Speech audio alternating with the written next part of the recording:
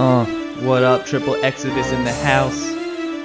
Gonna tell you a story about some plagues, baby.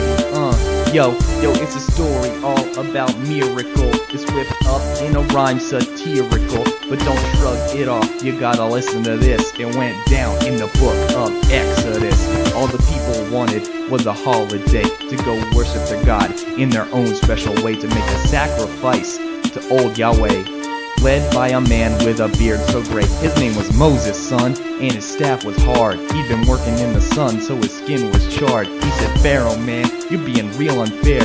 But the mean king turned and said, I don't care. And so Moses and Aaron, a real sweet guy, turned to their last hope in Adonai. He said, go to Pharaoh and lay down staves. Make it real damn clear that you don't want to be slaves. So the brothers, bearded, went to the palace and spoke to the Pharaoh while hiding the malice. He said, prove to me that your God exists. Aaron threw down his staff and it let out a hiss.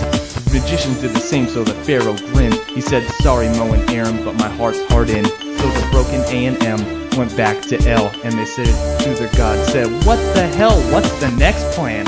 Oh genius one, perhaps next we should have your hand blot out the sun.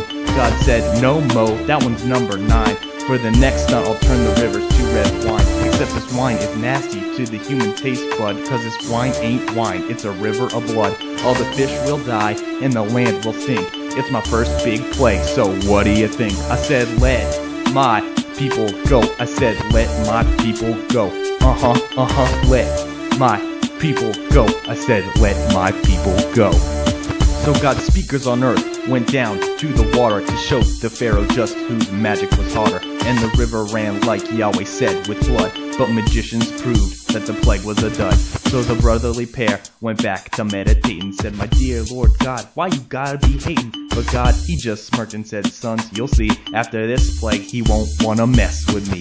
And then later that day, like a thick green fog, the second plague descended, the swarm of the frog. But again the Pharaoh's men repeated the feat, and again the brother said, God, I think that we've been beat. But smug Yahweh, he just looked at his kids and said, just who does this Pharaoh think that he is? So the staff that swept over the land of the dust, then uprose some insects with unusual bloodlust. Out flew mosquitoes with a bite very deadly. Translations maintain it was really a medley of bugs that could fly, but either way it's assumed the Pharaoh's magicians realized they were doomed. I said, let my people go. I said, let my people go.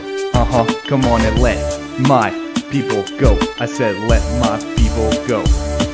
It's the finger of God, said all the warlocks with fear. So the king, he said, fine, you can all worship here. But Moses knew that Egyptians would get all hot and bothered if the Hebrews started worshiping their one true father. So Moses flipped off the king, and then he replied, sorry about the bugs and my hands are tied. But the king was getting bit, so he made up a pact, one that Moses knew that the king would retract. So the flies were all removed by the power of God, and just as Moses knew, it was all a facade. The Pharaoh wouldn't let the people leave alive, so on came the next plague, plague number 5. How to mighty God, little Moses cried, and all the city's livestock all got sick and died. None of Pharaoh's things lived, not even a lamb, but alive stood the flocks of sons of Abraham. The king denied again, things were getting scary, so Moses took some soot, threw it in the air. He caused boils on their skin, it was covered with pox. It seemed another plague had come after the death of the ox. I said, let my people go. I said, let my people go.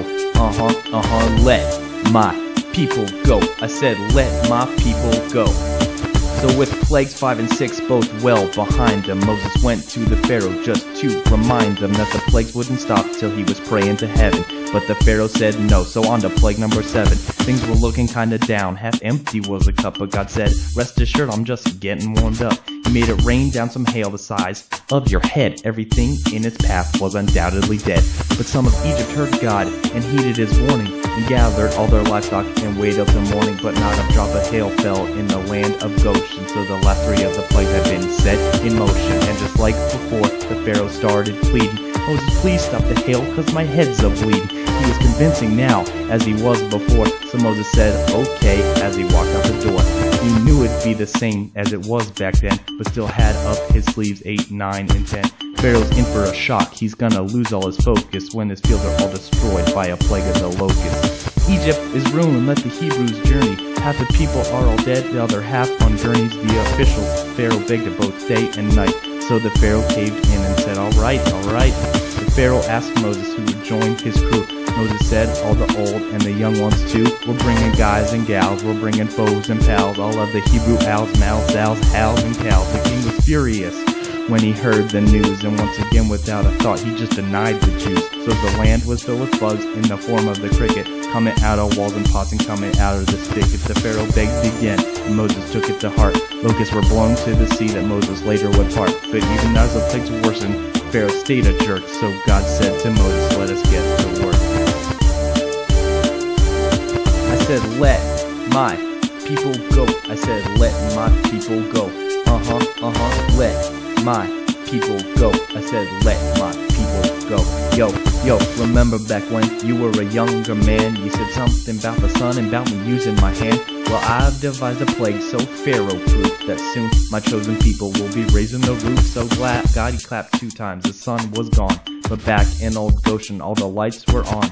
Pharaoh called Moses to the candlelight and said, go, but you gotta leave your flocks, alright? But Moses said the plan, it wouldn't suit. He had to bring the herd to see which ones to execute. And the Pharaoh got pissed like he had until then, and said, I never want to see your ugly face again. So up until now the plagues have been kinda weak.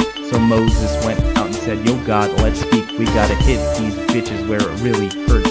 Let's infect all their asses with a case of the squirts. God said, dear Moses, let's not be a hero, cause it's time for the plague 1 to the 0. He leaned over to Moses and spoke right in his ear, and when Moses heard the plan, he recoiled in fear. First was the sap, the hail, the blood, and the frog, the cows, the damn bugs, the pox, the boils, and fog. But soon the Jews would be free, the tormenting done, cause God planned to kill every firstborn son. God said, get the people to collect their best sheep and murder that bitch and spread the blood where they sleep. In the story, these instructions were a bit extensive, but if I continued, it'd become offensive. So at midnight in the land of the pyramid, God swept through the streets as the Hebrews hid. He took the life of every firstborn kid, and back into the night our Yahweh slid. The Pharaoh woke up to quite a clatter. He sprung from his bed to see what was the matter. The number of the dead was in quadruple digits. The only rhyme here would be just to say midgets. Moses was brought to the court at last, and the Pharaoh said, you Jews better haul some ass. And God's people said sweet like Russell Stover, cause they had just survived their first Passover. Now as far as we know, the plagues are metaphorical, but how can you tell in a flow so allegorical? I hope I get an A cause my grades is safe.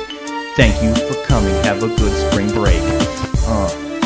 Yeah, that's right, Moses, Aaron, God, tag team of justice, baby. That's right, 40 years in the desert. What? Bread.